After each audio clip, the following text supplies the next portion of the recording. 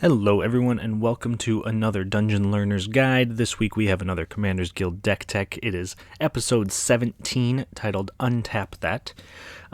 If you haven't seen our show before, what we're doing is we are randomly selecting a card from scryfall.com. We are working with a budget of $100 or less and building a commander deck for Magic the Gathering around a theme of the chosen card.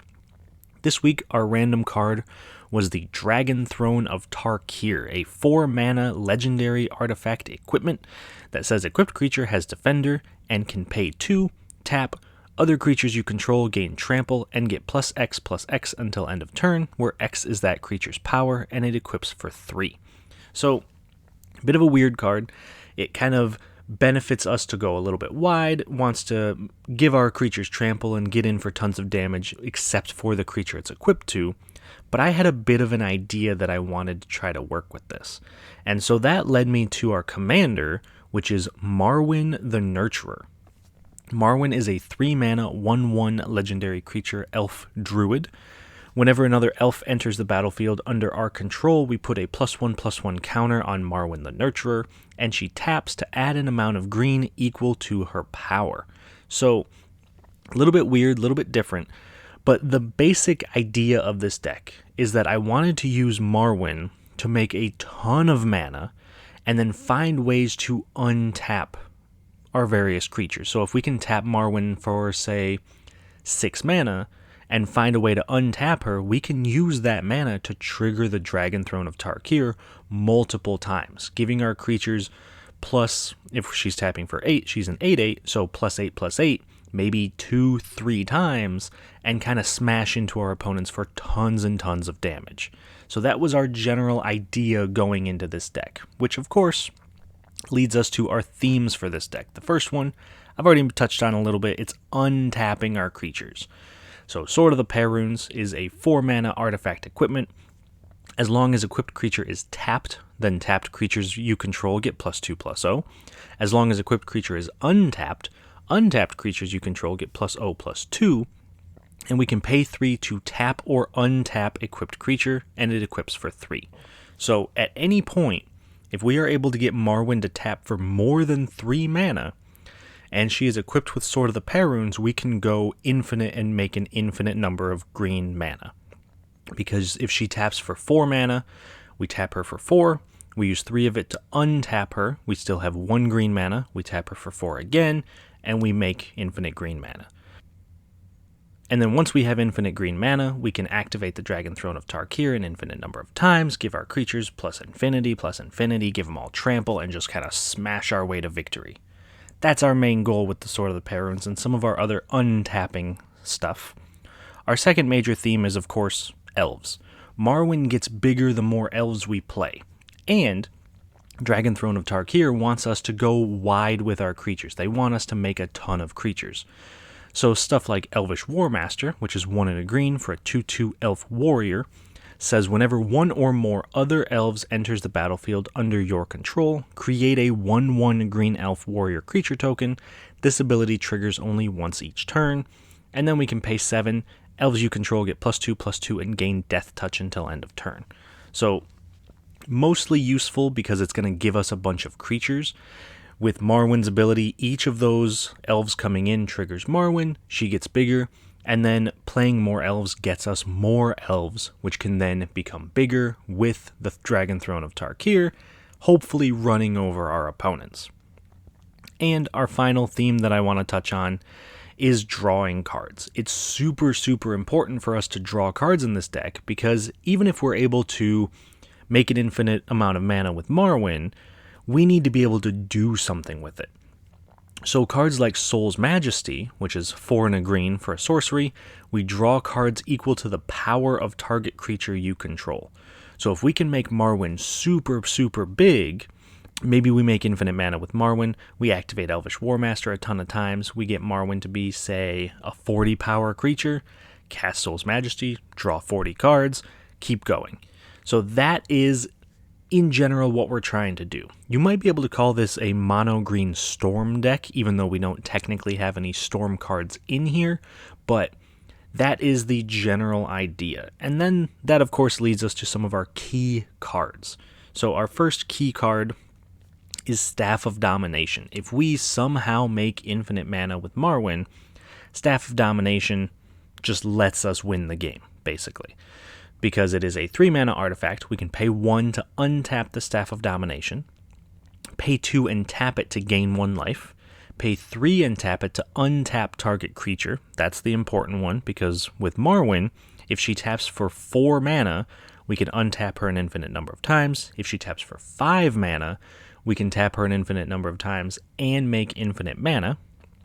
Pay 4, tap target creature, pay 5, tap, draw a card. So if we can make infinite mana with Marwyn, using the Staff of Domination, we can draw our entire deck because of its final ability, letting us find the Dragon Throne of Tarkir, cast it, equip it to Marwyn, give our creatures massive power, trample, and hopefully winning the game, unless someone has a fog, but you know what, we're not going to worry about that right now. Our second key card is Recycle. A surprisingly effective card. I fought really hard to keep this in the deck. I know it's a very expensive card, but it's 4 green for an enchantment that says we skip our draw step, which is not ideal. But whenever we play a card, draw a card, and our maximum hand size is 2. So if we are able to keep tapping and untapping Marwyn, keep making more and more mana, every card we cast with Recycle on the board will draw us a new card, letting us continue the chain, keep casting spells, keep untapping Marwyn, and keep going until we're able to find a way to win the game, which is, again, ideally, the Dragon Throne of Tarkir. And finally, our last key card is Wildest Dreams. For XX green, we return X target cards from our graveyard to our hand, and we exile Wildest Dreams. Normally, we would just want a regrowth effect in this slot, being able to pay 2 mana, put a card back into our hand. But because we can generate so much mana with Marwyn, Wildest Dreams can sometimes get us back 3, 4, 5 cards, which if they're all untap effects, maybe they've destroyed our Recycle or our Staff of Domination, we can get these cards back, continue our combo, and hopefully try to win even after some of our key pieces have been destroyed. So that is what the deck does. And I do want to point out a couple of cool interactions I found as we were building this deck. The first one is Farmstead Gleaner and Dragon Throne of Tarkir. We've already talked about the Dragon Throne, but Farmstead Gleaner is 3 mana for an artifact creature Scarecrow, 2/2. It doesn't untap during your untap step, but we can pay 2 and untap it to put a +1/+1 counter on Farmstead Gleaner. So if we have the Dragon Throne equipped to Farmstead Gleaner, it basically costs us 4 mana to tap Farmstead Gleaner and then untap it. So if we are able to generate tons and tons of mana, we could activate Dragon Throne 2 or 3 times because Gleaner can untap itself.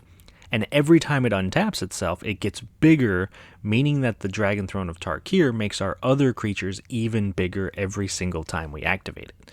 Now, this isn't an infinite combo, but it is definitely super sweet, and it's a good way to close out the game if we need it.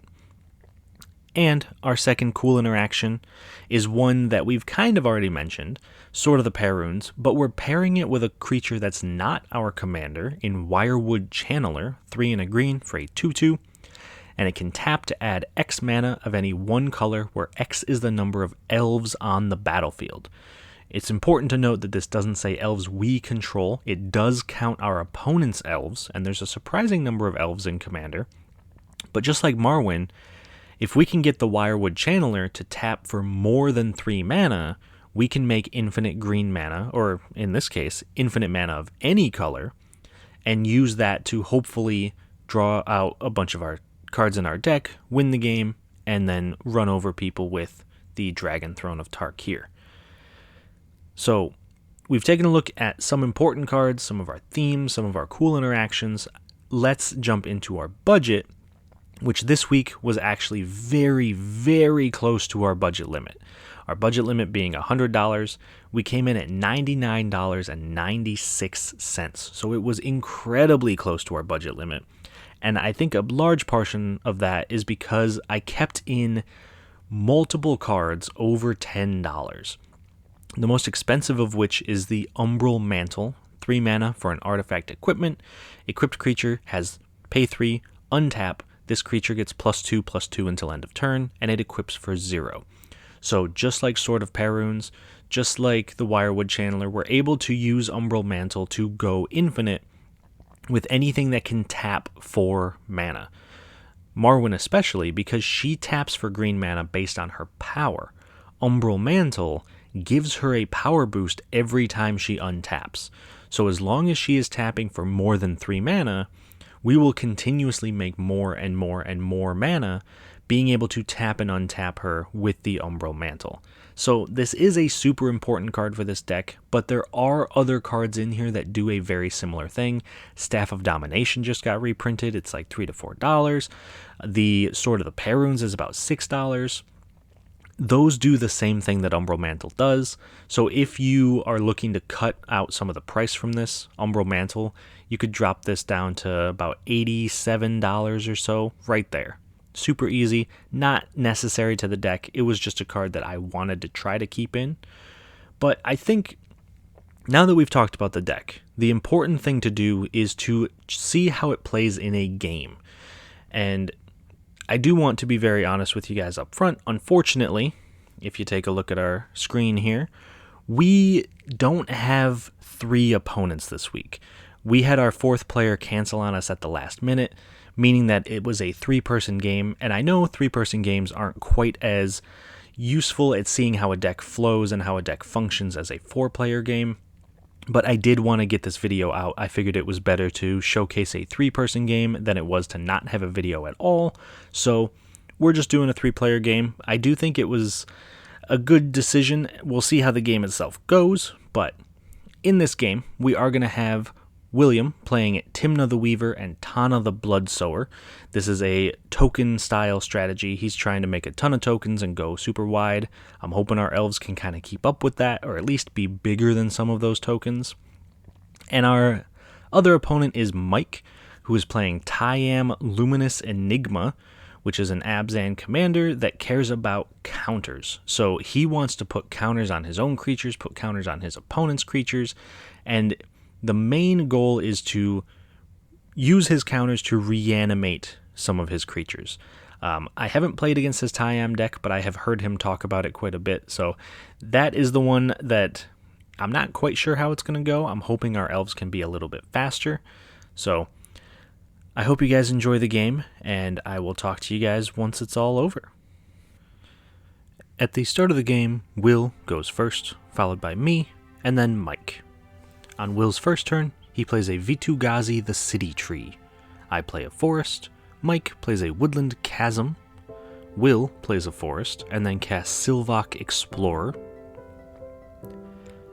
I play another forest, and then cast Paradise Druid. Mike plays a Plains, and then casts a Gyre Sage. Will plays a mountain and casts his commander, Tana the Bloodsower. I play a forest and cast Marwyn the Nurturer. Mike plays a Snowfield Sinkhole and then casts an Altar of Dementia. On his turn, Will basic land cycles a Sylvan Reclamation, putting a Plains to hand and playing it for turn, before casting his other commander, Timna the Weaver. He then attacks Mike for 2 with Tana, but Mike blocks with the Gyre Sage, preventing Will from making any saplings or drawing a card.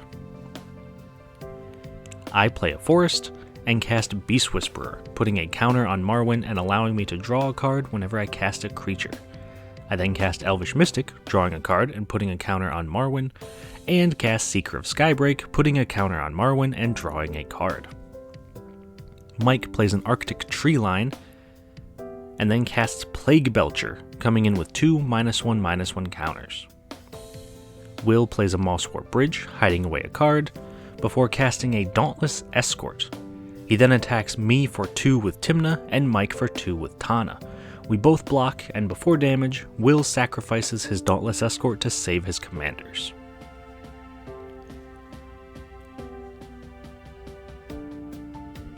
On my turn, I play a forest, and then cast Soul of the Harvest, drawing a card from Beast Whisperer and allowing me to draw an additional card whenever I cast a creature. I then tap Marwyn and the Mystic for 5 mana. I use the Seeker to untap Marwyn, tap her again, making 4 more mana, and cast Recycle, drawing a card whenever I cast any spell. I then cast a Colossal Heroics to give Marwyn +2/+2 and untap her, drawing a card. And I tap Marwyn again for 6 mana this time, casting Dragon Scale Boon, drawing a card, putting 2 +1/+1 counters on Marwyn, and untapping her. This lets me tap her again for 8 mana, casting Hyrax Tower Scout, drawing 3 cards and untapping Marwyn yet again. I then tap Marwyn for 8 more mana and cast our card of the week, Dragon Throne of Tarkir, drawing a card, and then casting Emerald Charm, drawing a card and untapping Marwyn. I then tap Marwyn for 8 more mana before casting a Fyndhorn Elves, drawing 3 cards and putting a counter on Marwyn, casting Elvish Visionary, drawing 4 cards and putting a counter on Marwyn, and I then cast a Sword of the Perun, and equipping it to Marwyn. This lets me untap her for 3 mana, essentially making infinite green mana. This is then used to equip her with the Dragon Throne of Tarkir, giving my creatures nearly infinite power and trample, so that way I can finally move the Dragon Throne to the Soul of the Harvest and attack both of my opponents for lethal damage, winning the game. Okay, so that was a really fast game, and this was definitely one of the fastest games I've ever shown on this channel. It only lasted 5 turns, believe it or not, before Marwyn was able to combo off and win. And it's not often that we see one of our decks just kind of run over the table, but I think that's kind of what we did this time. Marwyn definitely showcased her power. We were able to go infinite with the Sword of the Peruns very quickly, using Recycle and Beast Whisperer and Soul of the Harvest to kind of draw into the cards that we needed. And all in all, I think the deck worked very well. I think that the Dragon Throne of Tarkir was essential to us winning, because if we didn't have Trample, we wouldn't have been able to win in the end. So all of the cards that we needed showed up. I would say this was a very lucky draw for us. We definitely got exactly what we needed, but it's nice to be able to showcase the power of some of these cards, and Dragon Throne of Tarkir in particular is a card that I've always wanted to see work, but I've never quite figured out. I think this might be the deck for it, but I hope you guys enjoyed the video. Hope you enjoyed the game, the deck tech. If you have any suggestions for future videos, please do let me know. I'm more than happy to do suggestions and play with some cards that might not normally show up. So let me know what you think. Let me know if there's anything in the future you want to see, and I will see you all on the other side of the Dungeon Learner's Guide.